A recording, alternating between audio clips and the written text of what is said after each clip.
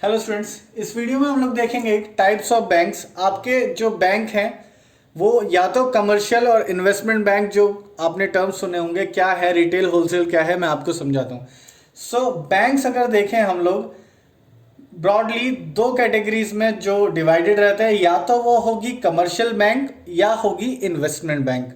अब commercial bank और investment bank, एक बैंक ऐसी भी हो सकती है कि जो दोनों ही बैंकों का काम करे। बट अगर मैं कहूँ कि कमर्शियल और इन्वेस्टमेंट क्या है, तो ये आप देखिए, कमर्शियल बैंक बेसिकली आपकी वो होती हैं जो एक इंडिविजुअल से, लेट से ये आप हैं और आपने एक अकाउंट खोला बैंक लेट से एबीसी में। आपने अकाउंट खोला, आपने यहाँ पर सेविंग्स अकाउंट खोला, लेट से आपकी सैलरी आके यहाँ इकट्ठी होती है, आपको बैंक कुछ इंटरेस्ट देता है। अभी लेट से वो 2.5% इंटरेस्ट चल रहा है, तो 2.5% इंटरेस्ट आपको देता है हर साल। तो लेट से 1,000 है रुपए आपके अकाउंट में, 1,00,000 रुपए है लेट से, तो 2,500 रुपए पूरे साल का आपको इंटरेस्ट दे देगा। तो कमर्शियल बैंक बेसिकली काम ऐसे करते हैं, जो लोग हैं वो उनमें पैसा डिपॉजिट करते हैं, इस पैसे को ये लोग बड़ी बड़ी कंपनीज को या लोगों को ही लोन पे दे देते हायर रेट ऑफ इंटरेस्ट पे। यहाँ आपको तो ये 2.5 दे रहा है, बट उन लोगों से ये लोग कभी लेने जाओ पर्सनल लोन तो पता लगेगा 10%, 12%। तो ये जो डिफरेंस मार्जिन में है, ये इन बैंक्स की कमाई होती है। अब कमर्शियल बैंक भी दो तरह के होते हैं, या तो रिटेल या होलसेल।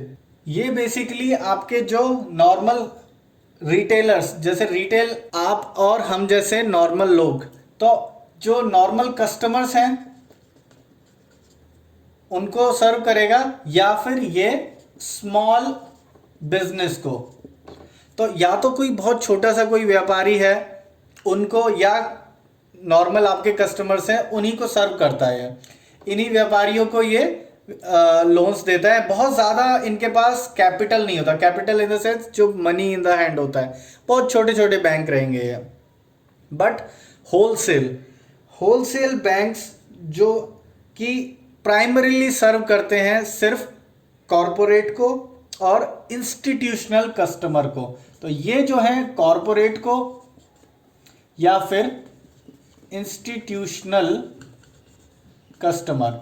अब यहां पर जो है बिजनेस इनका छोटा ही होता है। रिटेल अभी एक मान लीजिए कोई भी एक है, चाहे कितनी भी बड़ी सैलरी है, 10 लाख 15 लाख, इससे ज़्यादा लोगों के सेविंग अकाउंट में नहीं पड़ा होता।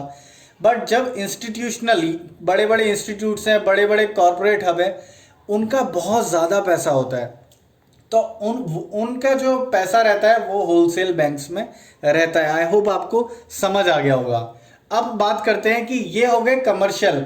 इनका काम क्या था, कैसे कमाई करी इन्होंने? इंटरेस्ट का जो मार्जिन यहाँ से लोगों ने जमा कराया हुआ था और यहाँ पर लोगों को दे दिया। अब इन्वेस्टमेंट बैंक देखते हैं। नाउ इन्वेस्टमेंट बैंक अगर मैं बात करूँ, जहाँ जैसे यहाँ पर रिटेल और होलसेल ये नॉर्मल यूजर्स के लिए था। अब इन्वेस्टमेंट बैंक जो है बेसिकली ये वो बैंक है जो कि असिस्ट करते हैं, जो इनके कस्टमर्स रहते हैं उनको कैपिटल रिक्वायरमेंट के लिए, ये उनको कैपिटल जब भी रेस करना रहेगा तो इन्वेस्टमेंट बैंक काम आते हैं। मैं आपको बताता हूँ कैसे। लेट से एक कंपनी है, लेट से इन्फोसिस ले लीजिए, कोई भी एक XYZ कंपनी है और इनको कोई एक्सपेंशन करना है, तो उसके लिए लेट से इनको कैपिटल की ज़रूरत है। या फिर एक कोई अननोन कंपनी ले लीजिए, लेट से जिसका अभी तक मार्केट में कोई नहीं जानता, ABC कोई कंपनी है और इसको अभी कोई नहीं जानता। अभी थोड़ा बहुत इनका काम अच्छा चल रहा था, अब इनको कुछ एक्सपेंशन करना है और एक्सपेंशन करने के लिए कैपिटल रिक्वायर्ड है। अब पैसा ये कहाँ से लाएंगे? वैसे एक सॉल्यूशन रहता है कि लोन ले लो आप, बट ये लोन से नहीं चाहते हैं। ये चाहते हैं चलो हम क्या करेंगे, अपनी शेयर्स लॉन्च करना चाहते हैं और शेयर्स को बेच के हम लोग चाहते हैं कि नॉर्मल पब्लिक का इन्वेस्टमेंट आए हमारी कंपनी में। तो वो काम कौन करेगा? वो इन्वेस्टमेंट बैंक। बेसिकली ये क्या करेंगे, अभी मैं आपको और डेप्थ में ये सब चीज़ें बताऊंगा।